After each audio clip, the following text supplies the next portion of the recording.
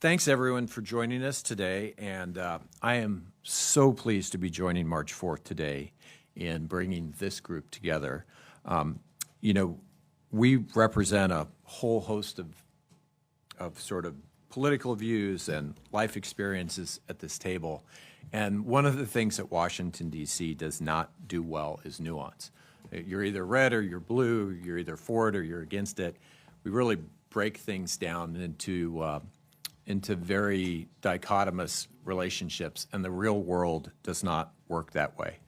I'm a big believer, as someone who has spent my entire life as a gun owner, that you can be a gun owner, you can be a sportsman, and simultaneously you can realize that we should not have ubiquitous access to weapons of war in our country because it's not safe and because the incredible toll that we are all paying as a result of the current lay of the land and the current lack of regulation of assault weapons.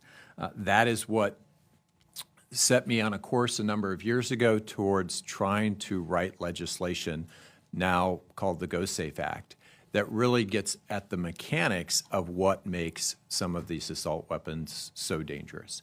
Things like high-capacity magazines and the gas-operated actions that you see ubiquitously used in assault weapons and ubiquitously used, unfortunately, in mass shootings. So that's what we've tried to address today, and I'm really looking forward to hearing from all of you. I think we'll take a round, and we'll start with the sheriff and just go all the way around and give each of you a couple of minutes to introduce yourself and just describe for folks how you came to be working on this issue. Sheriff. Thank you, Senator. I am Kim Stewart. I am the sheriff of Doña Ana County in southern New Mexico. And I am very honored to be asked to step out in front of this legislation. For us in law enforcement, of course, mass casualty events are probably our biggest concern, if not the concern of all Americans. And especially when we're talking about being able to reload numerous magazines within a very short period of time. So I was very attracted to this because, of course, if you have fixed magazine, that's certainly giving law enforcement much more opportunity to move in on a situation and take action before there are more casualties. So thank you for the proposal. John.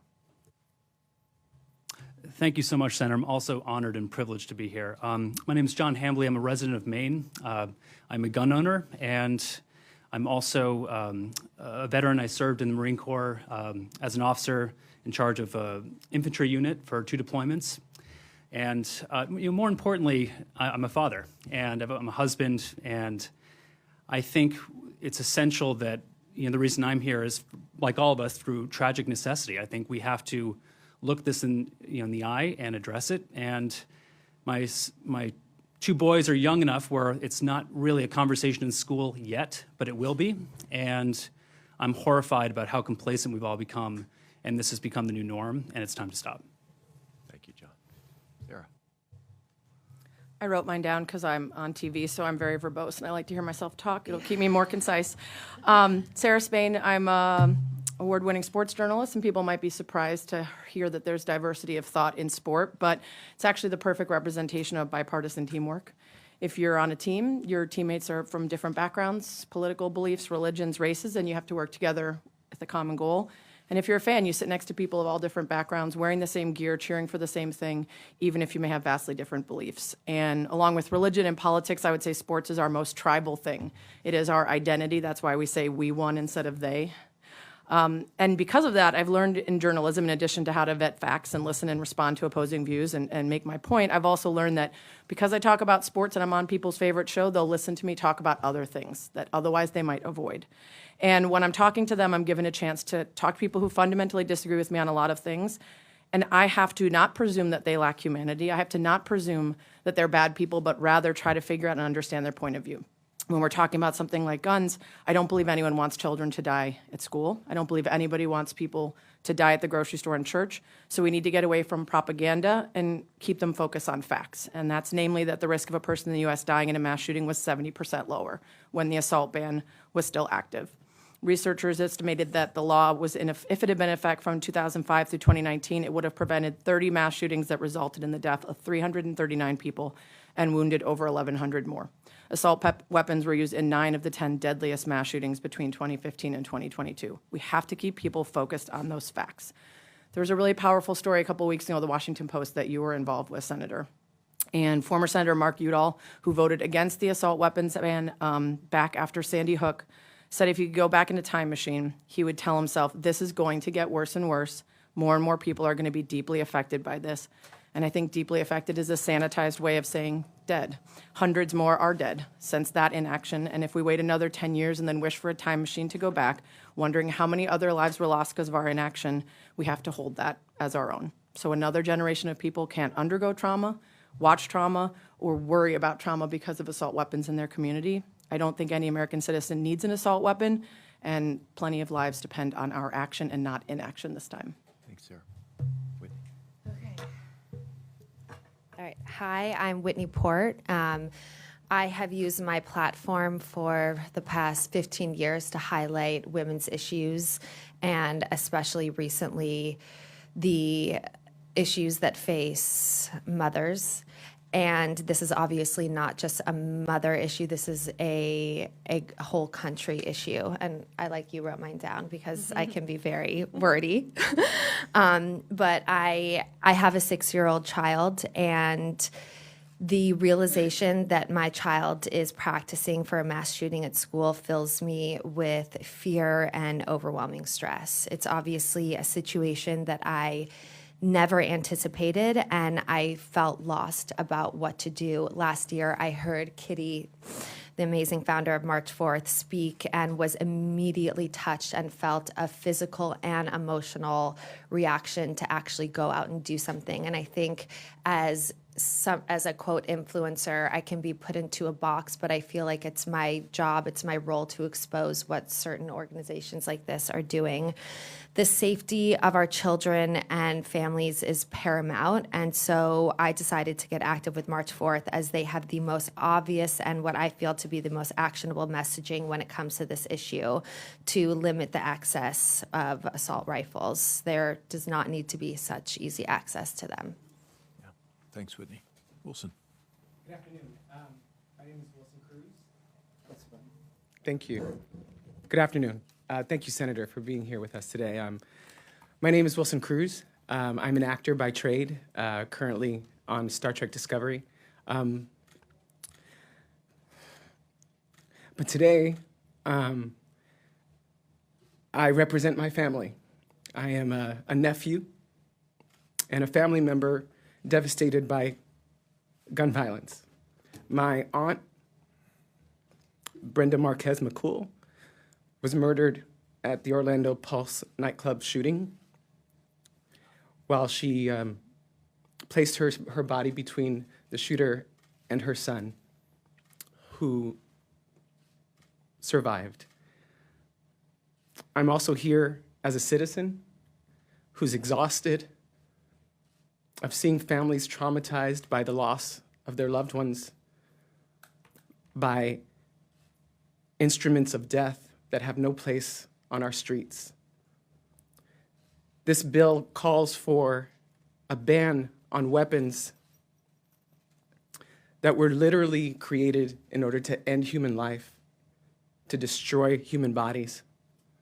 If we claim to be a society that values life, the very least we can do is pass this bill and save more human lives by removing these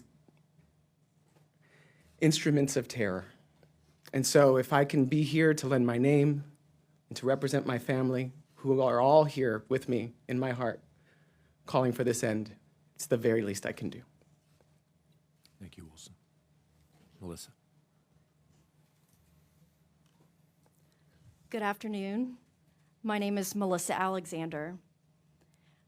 I didn't prepare a statement today because my statement has been prepared for me.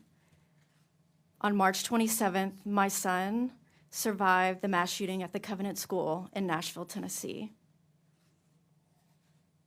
As a mother of a mass shooting survivor, living in a community of victims and survivors, we've experienced firsthand the devastation of gun violence and death. I'm here today because as a conservative family and as lifelong gun owners, mother of a mass shooting survivor who's also a hunter, who has his own guns, and a family of hunters who knows how to properly handle weapons, I'm here today to lend my voice to this cause. I'm begging for change. I'm begging for our children's lives. Thank you. Hi, I'm Melissa Joan Hart. I am an actor, director, wife, and most importantly, mother. Like Wilson said, I'm exhausted. 12 years ago, we were living in Fairfield County, Connecticut, and a mentally ill boy that day took his mom's guns and murdered 26 innocent people in a nearby school to where my children were. It included 20 first graders, and my son at the time was in the first grade. My entire life changed that day, and my political views changed that day. Then less than a year ago, almost 12 years after the Sandy Hook Elementary shooting, I was driving to my children's school in our home of Nashville, Tennessee, to a parent-teacher conference, and I was about a half a mile from our school when I saw a young woman with dozens of small children run out of the woods. And my first thought was, what is this woman doing in the street crossing a 5-lane highway with these tiny children? And as I reached to help the children and help them cross the road, it became clear that whatever they were running from was scarier than these cars in the street. And the fear on their faces and the terror and the confusion as we got them to safety, and then the 6 ambulances that drove by us and let us know exactly what had happened, these memories will not allow me to stop fighting for ways to keep our children and our communities and our country safer.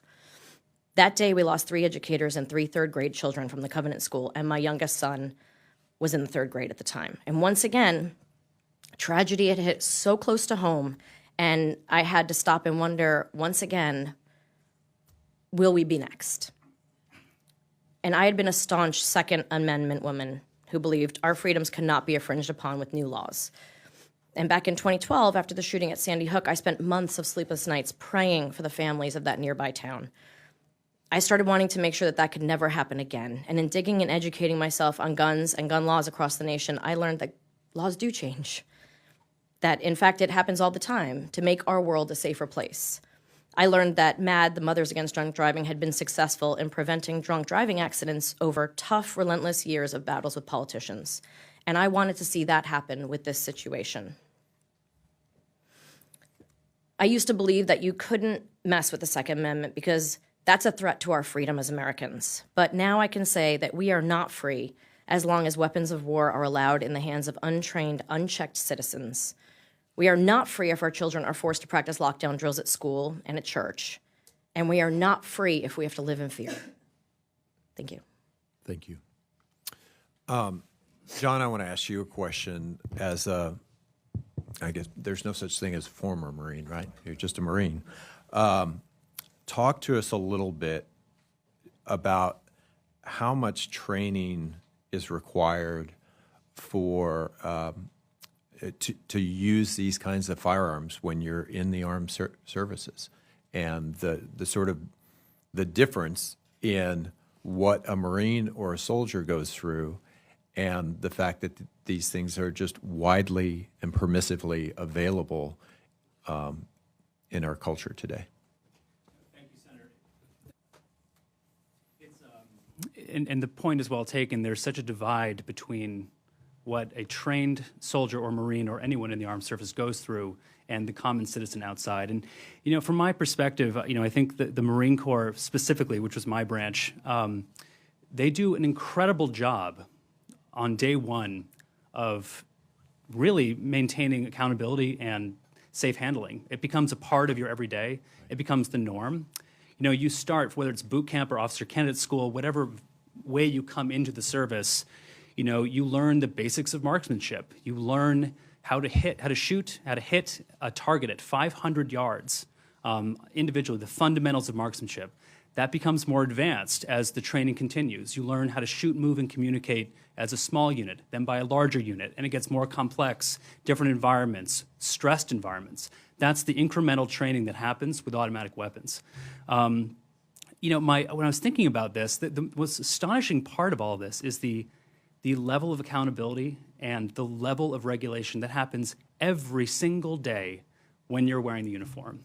Right. You know, there's times when, you know, my service, my branch, every single year, this most elite fighting force in the entire world, every year you have to go and re-qualify on a rifle that you've used for years. Combat deployments later, you've obviously had experience, but yet it requires you to go back and learn the basics of safety, be proficient, and accountability. And this is not a check-in-the-box exercise. This is days every year you have to do this. Furthermore, you can't go home at night until every single weapon is counted and accounted for. So meaning, you know, there's someone's job and everyone's job, and generals are relieved because of these things when they do go wrong. If a rifle's missing or unaccounted for, the base locks down, and you can't go home until it's found. My point is, this becomes muscle memory, and with the occasional eye roll, maybe, no one thinks twice about it. Everyone from a 19-year-old private to a general knows what these weapons can do because they're trained in them. They know how devastating these can be, and so it's taken seriously, and it's not protested, and it's not debated over. It becomes the same as getting into your car every day. It's a daily muscle memory, and I'm proud that the military has those standards, and, you know, you're not allowed to even have a registered firearm. You have to keep it with the armor like this. Yeah, so my point is this. I think the key takeaway in terms of someone coming from the military is that, you know, elite combat units, highly specialized, very well trained, are still go through a level of scrutiny and accountability that goes with the territory. Obviously, that is not the case on the civilian side. And my hope is that as a veteran and someone who believes in higher regulation, that more veterans will speak up saying what they went through and also bringing that accountability to the civilian sector and making sure that it's rolled over. I feel, you know, as Americans, we're so good at rallying during crises. We've done it before, Pearl Harbor, 9/11, the list goes on. You know, the opioid epidemic, all these driving accidents, alcohol, tobacco, we've attacked it head on. Yet there's something unique about firearms and assault weapons that is a gray area. And I'm astonished that we've had such gridlock, and I hope that the military experience will translate over to the civilian sector. Thank you, John. Sheriff, as you know, the DOJ report came out on the Uvalde school shooting just last week, and it kind of begs the question, you know, is law enforcement outgunned in some of these mass shooting events, and what does it really mean for community safety to have these types of weapons so ubiquitously available in our country? Well, you bring up a couple of layers of that. There are over 400 million weapons supposedly owned by Americans. And with only 350 million people, that means that every man, woman, and child has a gun. So I think the conversation about easy access, now especially with ghost guns and manufactured parts, people essentially sitting at home with very minimal training and very minimal expense, manufacturing things that are certainly weapons of mass destruction. So I think that we're already, I don't think we're outgunned. I'll probably be stoned for this, but let me just say we're outspoken about it. My profession just doesn't speak up enough frankly, about this concern. I recognize I'm an elected official. I represent all sorts of individuals, as you do in our state. But I don't know why legal gun ownership and the Second Amendment are mutually exclusive. Why? We don't have that same mindset with vehicles. So I kind of get off topic there on that with you a little bit, but I don't believe we're outgunned just as the military. We practice with weapons. My own department, we qualify twice a year, which is a lift with costs of ammunition and so forth. It's worth it. We stay ahead of the trends in terms of arms. We're continually looking at what we need to do our job. I think what we need to do our job in my profession is more of us to speak up. Thank you, Sheriff. To Melissa, talk a little bit about in the aftermath of what happened in your home state at the Covenant School. Has sentiment changed? Are you somewhat unique, or is this a sentiment that can change broadly across the country? I believe that all Americans want the same thing, right? We want our children and our families to be safe. And in the conversations that I've had following the Covenant shooting, especially around Tennessee, I'm encouraged by everyone I've spoken to. And my family is very diverse, from far left to far right and everything in between. And my friends are as well. And so I feel like I've had these conversations with people across the board, and I think everyone wants their children to be safe. We just disagree on how to do that. But I think that but nobody's saying we're coming for all your guns. Nobody's saying that. And that's the thing that everybody's like, if you're not saying you're coming for all the guns, there are definitely rules, laws that can be put into place that will keep people safer that I believe 99% of my friends and family will get behind. And in Tennessee, I think that the tides are turning because it has hit at home now. And I do think that hearts are turning towards solutions. And I believe that your act is a great place to start. Great. Thank you. Yeah, I'll just piggyback off of what Melissa said. I've heard a lot of conversations in Tennessee around how can we make our laws safer. We have some of the loosest gun laws in the country. And again, I'm speaking about this from the perspective of a gun owner and a lifelong Tennessean and a conservative voter. And not just the anecdotal evidence, but the polls that have been coming out in Tennessee, one after the other. There have been 4 so far. One was put out by the governor's office. And every single poll, 70 to 75% of respondents said, we want safer gun laws. 70 to 75%. Okay, so that's 2/3 to 3/4 of Tennesseans in a very red, conservative, supermajority state that say, we need you to make change in this state. We want to be safer. And so, yes, the sentiment has changed. It hit home, and we don't want another tragedy like what happened at Covenant.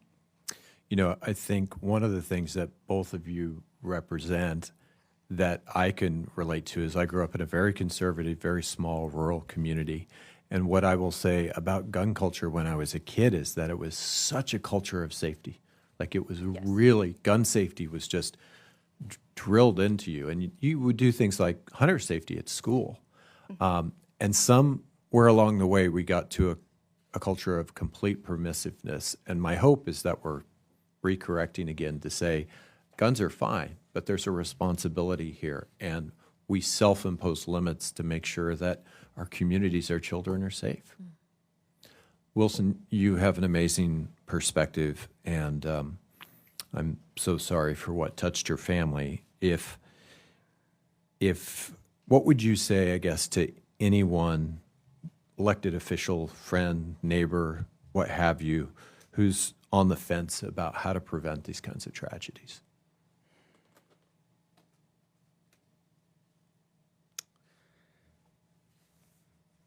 I suppose I would ask them to get in touch with their humanity. I don't understand when we have data that makes it very clear how effective the former assault weapons ban was in preventing death and injury. When we see the number of Americans who want change, not just 50%, but over 50% of the population wants stricter gun laws. When we see how traumatized families are across this country, no matter whether they're in urban or rural areas, red or blue states, when those families are re-traumatized every time another mass shooting happens in this country, when we have all that information and you are a representative of the citizenry,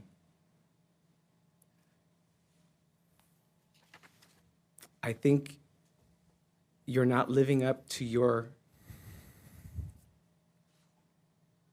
task, your job, to represent the American people.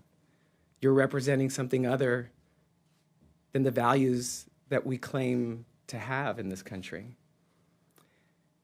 And I think, I mean, far be it for me to speak for the entire country, but we're tired of thoughts and prayers. Yeah. We're tired of breaking news about another shooting at another school. Yeah. We're tired of having our kids come home detailing how they had to duck and cover and practice for the inevitability of a shooter coming into a classroom. Enough already. I would say we are a nation that values life. So let's act like it. Thank you, Wilson. I want to pick up on something Wilson said and ask you, Whitney. You know, until my own kids went through it, and I didn't realize how much these active shooter drills impact.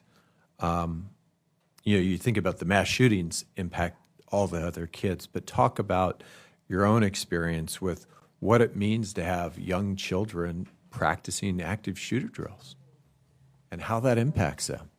I mean, I feel almost guilty being up here among everyone because I haven't been personally affected, but I think that I'm standing here. I'm standing here representing all those who live in fear that this will happen to them and have the anxiety that this will happen to them. And I was talking to Kitty last night. My son had come from school and he told me that they had practiced what he said was like a fire drill, but he had to get in the bathroom and hide.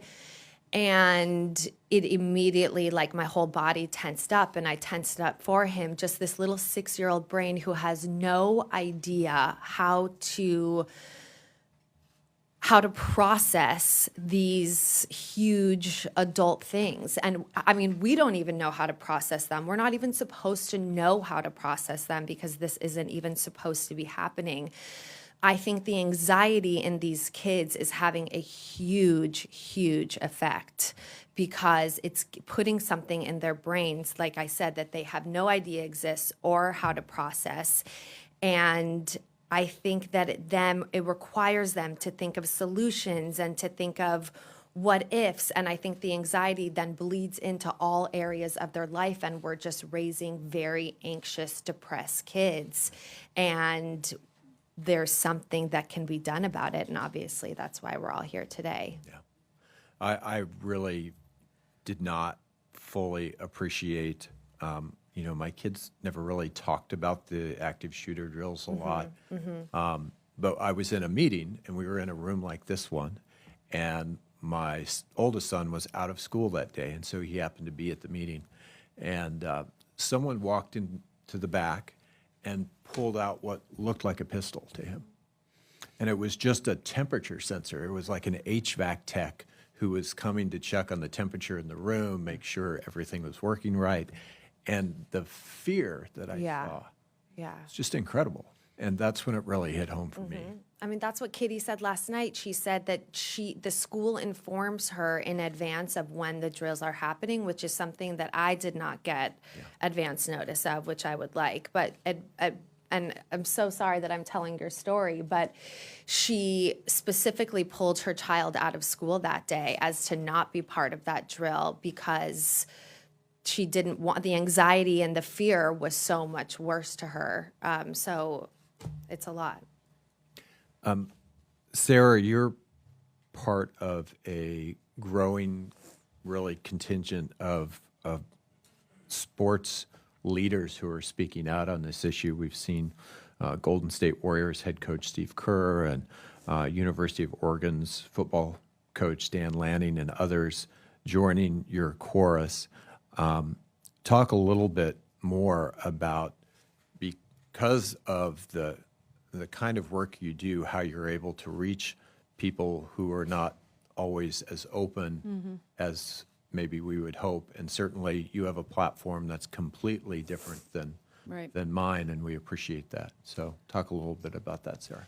Well, Steve Kerr in particular is a unique one because his own father was murdered, lost to gun violence when he was young, and he now is put in a position unrelated to basketball where he represents a city and a community every day, and when something awful happens, he is expected to speak on it. This is the case for athletes and coaches and people who did not choose to represent their city when it comes to political, social, or tragic occurrences, but the result of their job is that they have to get up in front of a microphone and answer questions about it and speak about it. And just like their constituents for a politician, their fans are all different folks. And they're listening because this is someone that, like I said, it's tribal, it's identity. They're on your team if it's your team. And they listen differently.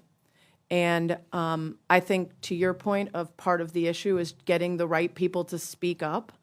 When the chorus of people who are afraid of their rights being taken is much louder than the chorus of people who can speak to the realities of the rights that are removed by those who are murdered or injured in these shootings, we lose the battle. It's not about us disagreeing about whether we should feel free and safe. It's about how we can do that. And ultimately, what we know about assault weapons is that they cause more deaths and injuries when they're used in these shootings.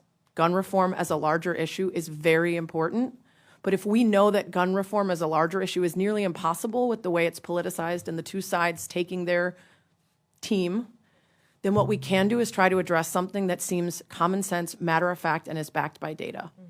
And when these coaches and these athletes or anyone with a platform can speak to the numbers and can say you are 70% less likely to die in a mass shooting if the federal assault weapons ban is in action than when it's not, there isn't an argument to be made there about whether this will make you safer. You can then later have conversations about other gun reform and the ways you're worried about how this might reflect on that later. But we can't throw out the baby with the bathwater and do absolutely nothing because we're afraid of what we might do later. We can do the thing that will make us all safer. And fortunately, we do have people like Steve Kerr, Greg Popovich, or plenty of other really important and informed people who are willing to use their platform for that. And unfortunately, there are so many of us who did not imagine that they would be put in a position to speak on this. But when you are, it's necessary for us to keep talking because otherwise it becomes too loud. The idea for you and your fellow lawmakers that this will not get you voted back in, that this will end up, preventing you from doing other things that you want to get done. But that inaction is your legacy, just as much as the things that you do get done are the things that you don't, and we can't be afraid.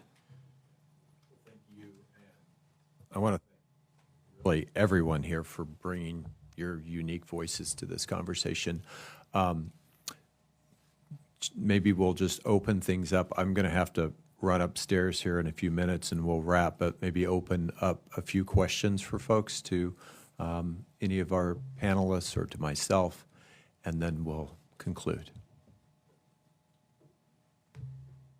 I think most everyone here is with us, right? Well, thank you all. Obviously, you know, in politics today, if you change your mind, there's a stigma that comes with that. You're called a flip-flopper or what have you. What I will say is that having started out in a very different position on these issues, I think it's important that leaders of all stripes are able to accept new information and change their mind because they have better information. And we have been stuck on this issue for so long. And what I saw, fortunately, after Uvalde was suddenly, even though we couldn't do everything we needed to do on the issue, there was a willingness to do something. And we passed the Bipartisan Safer Communities Act, which is making a meaningful difference on everything from mental health to being able to prosecute gun trafficking. And we need to take that kind of approach, that pragmatic, let's do something, and especially when the data is so clear and the stories are so tragic, to take that first step. And thank you all for making that possible. Well, I just want to say, I think it's important to acknowledge when our leaders do the right thing. And so I want to thank you for your leadership on this. Thanks, Wilson. Appreciate it.